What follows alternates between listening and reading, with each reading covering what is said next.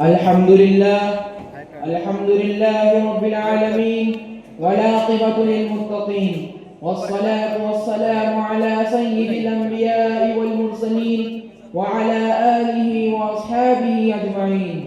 أما بعد، فأعوذ بالله من الشيطان الرجيم. بسم الله الرحمن الرحيم. يا أيها الذين آمنوا إنما الخمر والميسر والأنصاب والأزلام رجس من عمل الشيطان فاجتنبوه لعلكم تفلحون.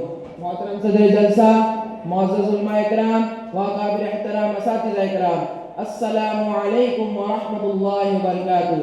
آج میں آپ کے سامنے صرف ایک تقریر کرنے نہیں، آج میں اپنے بگڑے ہوئے معاشرے کا درد لے کر کھڑا ہوں.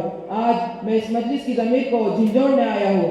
میرے بھائیوں، معاشرے کی اصلاح حکومت سے نہیں، قانون سے نہیں، نعروں سے نہیں، بلکہ معاشرے کی اصلاح خود سے ہے، خود کے گھر کے لوگوں سے ہے. چنانچہ اللہ تعالیٰ فرماتے ہیں ان اللہ لا یغیر ما بقوم حتی یغیروا ما بانفسہم. جب تک ہم خود نہیں بدلیں گے، اللہ تعالیٰ ہمارے حالات کو نہیں بدلے گا.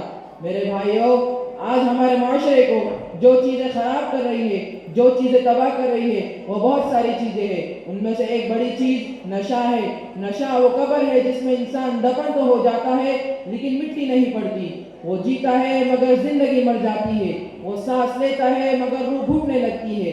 نشہ انسان کو مارنے سے پہلے اسے انسانیت سے محروم کر دیتا ہے. یہی وجہ ہے کہ شاعر چیخ اٹھا، نشہ وہ زہر ہے جو رگ رگ میں اتر جائے. نشہ وہ زہر ہے جو رگ رگ میں اتر جائے، جوانی کو جلا دے عقل کو بھی کھا جائے. میرے بھائیوں، ایک گھر کی کہانی ہے. ذرا تصور کرو، ایک چھوٹا سا گھر، دیواروں پر سادگی، دلوں میں دعائیں. ماں ہر نماز میں کہتی ہے یا اللہ میرے بیٹے کو سلامت رکھنا. باپ دن بھر محنت کرتا ہے صرف اس لیے کہ بیٹا عزت سے جی سکے. اور پھر ایک دوست آتا ہے، ایک سگریٹ دیتا ہے، ایک گولی پکڑاتا ہے اور کہتا ہے کچھ نہیں ہوتا. اسی کچھ نہیں نے سب کچھ ختم کر دیا. میرے بھائیوں، رات کا وقت ہے، سارا محلہ سو رہا ہے. ایک ماں جاگ رہی ہے، دروازے کی طرف دیکھ رہی ہے. ہر آہٹ پر دل کانپ جاتا ہے. دروازہ کھلتا ہے، بیٹا نشے میں لڑکھڑاتا ہے.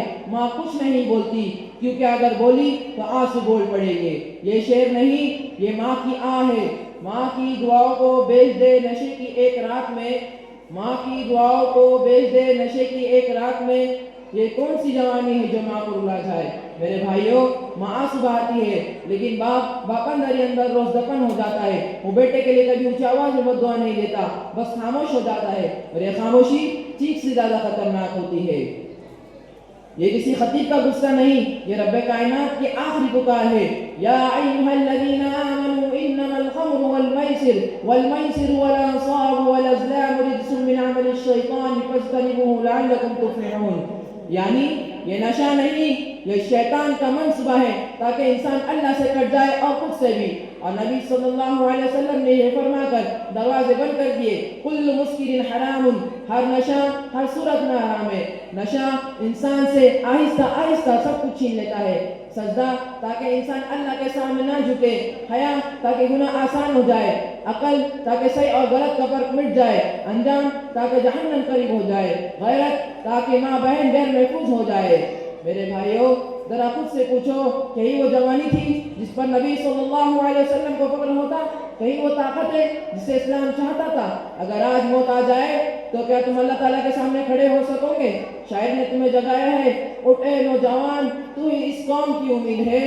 اٹھ اے نوجوان تو ہی اس قوم کی امید ہے. تیرے قدم سے کل کا اندھیرا گھبرا جائے. میرے بھائیوں، یہ وقت تقریر سننے کا نہیں، یہ وقت تقریر سن کر فیصلہ کرنے کا ہے. اگر نشہ ہے آج چھوڑ دو اسی وقت اسی نیت سے، کیونکہ نشہ چھوڑنے والا ٹوٹتا ضرور ہے لیکن بچ جاتا ہے.